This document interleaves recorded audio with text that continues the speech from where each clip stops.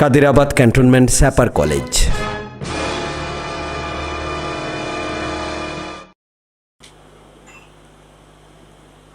প্রিয় শিক্ষার্থীবৃন্দ, আসসালামু আলাইকুম।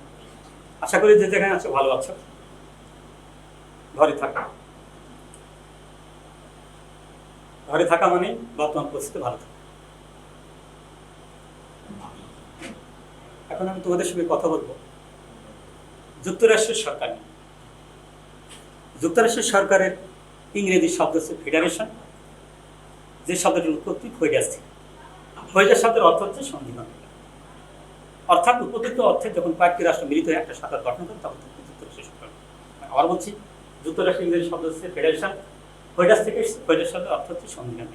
অর্থাৎ এই উপযুক্ত অর্থে যুক্তরাষ্ট্র বলতে আমরা সেই ধরনের সরকারকে বুঝি যেখানে কয়েকটি রাষ্ট্র মিলিত হয়ে একটি সরকার গঠন। কিন্তু রাষ্ট্রপ্রধানের ভাষায় সংবিধানের মাধ্যমে কেন্দ্রীয় প্রতিষ্ঠানের মধ্যে ক্ষমতা বন্টনের ভিত্তিতে যে সরকার গঠিত হয় তাকে যুক্তরাষ্ট্রের সরকার। আবার বলছি যে সংবিধানের মাধ্যমে কেন্দ্রীয় প্রতিষ্ঠানের মধ্যে ক্ষমতা বন্টনের উপর ভিত্তি করে যে সরকার গঠিত হয় তাকে যুক্তরাষ্ট্রের সরকার। যুক্তরাষ্ট্রের সরকারের গঠন পদ্ধতি। পৃথিবীতে যে সকল যুক্তরাষ্ট্র আছে তা দুটি পদ্ধতিতে গঠিত হয়েছে। একটা হচ্ছে কেন্দ্রীকরণ পদ্ধতি, আর একটা হচ্ছে বিকেন্দ্রীকরণ পদ্ধতি। কেন্দ্রীকরণ পদ্ধতিটা হচ্ছে যে কিছু স্বাধীন সার্বভৌম রাষ্ট্র তাদের রাজনৈতিক, অর্থনৈতিক, সামরিক সমৃদ্ধি অর্জনের লক্ষ্যে একত্রিত হয়ে কিছু ক্ষমতা তাদের দ্বারা গঠিত কেন্দ্রীয় সংস্থার হাতে ন্যস্ত করে এবং কিছু ক্ষমতা তারা নিজের হাতে রাখে। এইভাবে গঠিত হয়েছে মার্কিন যুক্তরাষ্ট্র। আবার বলছি যে যুক্তরাষ্ট্র গঠনের বিশ্বে দুটি পদ্ধতি চালু আছে, এবং একটা হচ্ছে কেন্দ্রীকরণ পদ্ধতি, একটা হচ্ছে বিকেন্দ্রীকরণ পদ্ধতি। কেন্দ্রীকরণ পদ্ধতি হচ্ছে যে যখন কতগুলি স্বাধীন সার্বভৌম রাষ্ট্র নিজেদের রাজনৈতিক, অর্থনৈতিক, সামরিক সমৃদ্ধি অর্জনের লক্ষ্যে একত্রিত হওয়ার পরে কিছু ক্ষমতা তাদের দ্বারা গঠিত সংস্থার হাতে ন্যস্ত করে এবং কিছু ক্ষমতা তাদের নিজেদের হাতে রাখে। এইভাবে পৃথিবীর অনেক রাষ্ট্র যুক্তরাষ্ট্রের সরকার গঠিত হয়েছে, যেমন আমেরিকা যুক্তরাষ্ট্র। আরেকটা পদ্ধতি বিকেন্দ্রীকরণ পদ্ধতি, অর্থাৎ একটা বৃহৎ রাষ্ট্রকে যখন একটা কেন্দ্র থেকে সুন্দর বা সুচারুভাবে শাসন কার্য পরিচালনা করা যায় না, তখন কতগুলি অঞ্চলে ভাগ করে তাদের হাতে কিছু ক্ষমতা দিয়ে দেওয়া হয় এবং কিছু ক্ষমতা কেন্দ্রের হাতে রাখা হয়, যেমন ভারতীয় যুক্তরাষ্ট্র।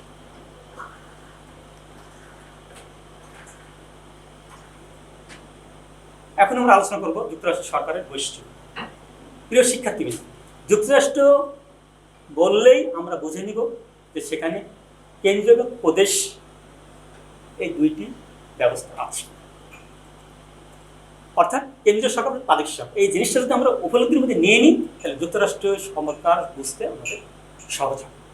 তাহলে যুক্তরাষ্ট্র সরকার একটা গুরুত্বপূর্ণ বৈশিষ্ট্য, দুই প্রকার সরকার। অর্থাৎ যুক্তরাষ্ট্রের সরকার ব্যবস্থা যে সকল দেশে চালু আছে সেখানে দুই ধরনের সরকার থাকে, একটা হচ্ছে কেন্দ্রীয় সরকার, একটা হচ্ছে প্রাদেশিক সরকার। যেমন আমরা পার্শ্ববর্তী রাষ্ট্র ভারতের কথা বলতে পারি, দিল্লিতে আছে দিল্লি সরকার, আবার পশ্চিমবঙ্গে আছে পশ্চিমবঙ্গ সরকার। সংবিধানের মাধ্যমে ক্ষমতা বন্টন। যুক্তরাষ্ট্রের সরকার ব্যবস্থায় একটা গুরুত্বপূর্ণ বৈশিষ্ট্য হচ্ছে যে সংবিধানের মাধ্যমে ক্ষমতা বন্টন, অর্থাৎ কেন্দ্র এবং প্রদেশের মধ্যে ক্ষমতা বন্টনের মূল নিয়ামক হচ্ছে সংবিধান।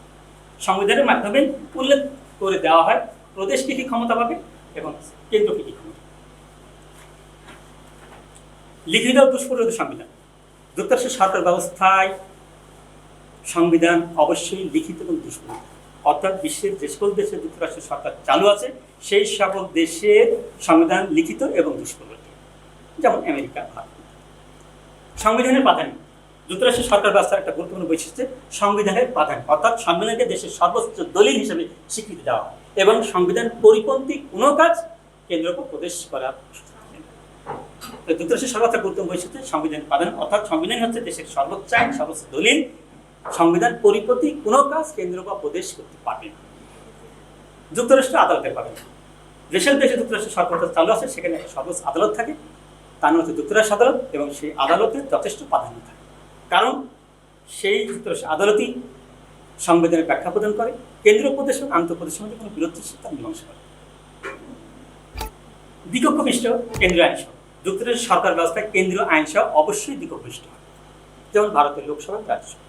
আমরা আবার বলছি যে সকল দেশে যুক্তরাষ্ট্রের সরকার চালু আছে সেখানে কেন্দ্রীয় আইনসভা অবশ্যই দ্বিকক্ষবিষ্ট হয়, যেমন আমার পার্শ্ববর্তী রাষ্ট্রে ভারতের কথা বলতে পারি, লোকসভা, রাজ্যসভা। দিয়ে আনুগত্য। যুক্তরাষ্ট্রের সরকার ব্যবস্থায় জনগণকে দ্বৈত নাগরিকত্ব ভোগ করে তারা, অর্থাৎ তার ফলশ্রুতিতে তাদেরকে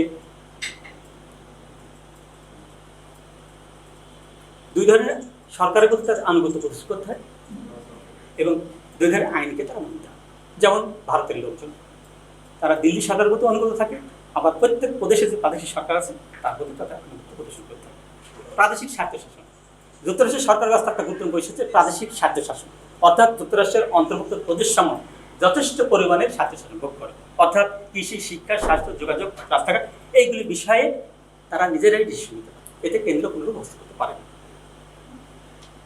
স্বতন্ত্র সংবিধান, যুক্তরাষ্ট্রের সরকার ব্যবস্থায় কেন্দ্রে থাকে সংবিধান, আবার প্রত্যেক প্রদেশের সংবিধান। যুক্তরাষ্ট্রের সরকারের সফলতার শর্ত। প্রিয় শিক্ষার্থীবৃন্দ, আমরা জানি বা ইতিমধ্যে বুঝতে সক্ষম হয়েছি যে যুক্তরাষ্ট্র একটা জটিল প্রকৃতির সরকার, কারণ এখানে কেন্দ্র থাকে, প্রদেশ থাকে, কেন্দ্রীয় সরকার থাকে, প্রাদেশিক সরকার থাকে, কেন্দ্রীয় আইনসভা থাকে, প্রাদেশিক আইনসভা থাকে। এই জন্য একে সফল করা একটু কঠিন, তবে কিছু শর্ত আছে, এই শর্তগুলি যদি মেনে চলা যায় তাহলে যুক্তরাষ্ট্রকে সহজে সফলতার সাথে পরিচালনা করা সম্ভব। প্রথম হচ্ছে যুক্তরাষ্ট্রের মনোভাব। যুক্তরাষ্ট্রে বসবাসকারী জনগোষ্ঠীকে যুক্তরাষ্ট্রের মনোভাবের অধিকারী হতে হবে, অর্থাৎ তারা কেন্দ্রীয় সরকারের প্রতি আনুগত্য প্রদর্শন করবে কিন্তু নিজেকে বিলীন করে দিবে, অর্থাৎ নিজের অস্তিত্বকে বহাল রাখবে। এটা যুক্তরাষ্ট্রের সরকার ব্যবস্থার একটা গুরুত্বপূর্ণ শর্ত। যদি সব বিষয়ে তারা কেন্দ্রের ডিসিশন মেনে নেয় তাহলে অবশ্যই তারা এক কেন্দ্রিক মনোভাবে হয়ে যাবে। এজন্য যুক্তরাষ্ট্রের বসবাসকারী জনগণ সরকারকে যুক্তরাষ্ট্রের মনোভাবের অধিকারী হতে হবে, অর্থাৎ কেন্দ্র এবং প্রদেশকে সমান গুরুত্ব দিতে হবে। যুক্তরাষ্ট্রের শাসনপদ্ধতি কার্যকর করার যোগ্যতা।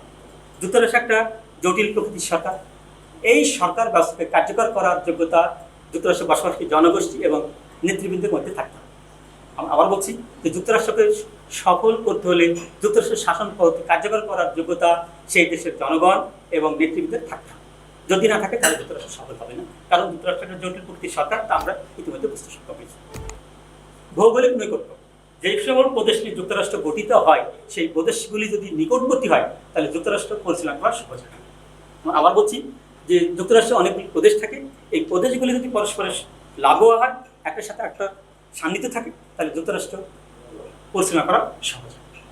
সাধারণ উপদানগত, অর্থাৎ যুক্তরাষ্ট্রের যে সকল প্রদেশ থাকে সেই প্রদেশ সমূহের মধ্যে শাসন পদ্ধতি সহ অন্যান্য বিষয়ে অবশ্যই মিল থাকতে হবে। যদি মিল থাকে তাহলে যুক্তরাষ্ট্র সফলতার সাথে পরিচালিত হবে। নেতৃত্ব, যুক্তরাষ্ট্র গঠন এবং পরিচালনার জন্য যোগ্য নেতৃত্ব প্রয়োজন। যোগ্য নেতৃত্বই পারে বিভিন্ন ভাষাভাষী জনগোষ্ঠীকে ঐক্যবদ্ধ করে একই ছাতার পতাকা তলে নিয়ে আসতে।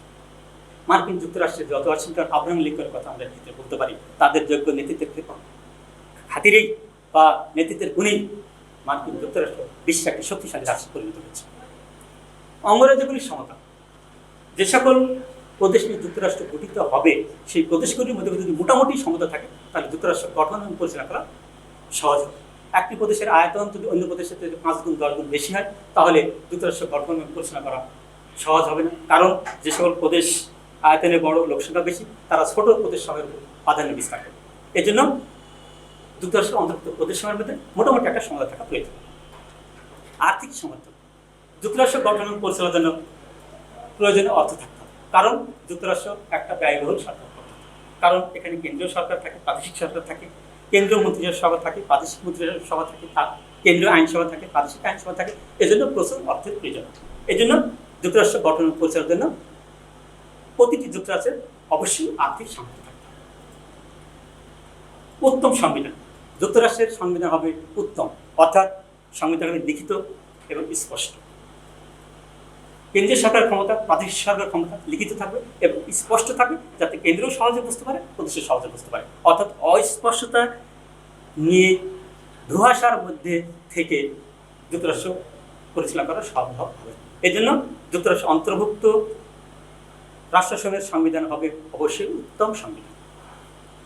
আইনানুগত্য, যুক্তরাষ্ট্রে বসবাসকারী জনগোষ্ঠীকে অবশ্যই আইনের প্রতি শ্রদ্ধাশীল হতে হবে, তা নাহলে যুক্তরাষ্ট্রের সফলতার সাথে পরিচালনা করা মোটেই সম্ভব হবে না। এই জন্য যুক্তরাষ্ট্রের বসবাসকারী জনগণকে অবশ্যই আইনের প্রতি শ্রদ্ধাশীল হতে হবে। স্বাধীন ও নিরপেক্ষ বিচার বিভাগ, যুক্তরাষ্ট্রের সফলতার একটি গুরুত্বপূর্ণ শর্ত, স্বাধীন এবং নিরপেক্ষ বিচার বিভাগ।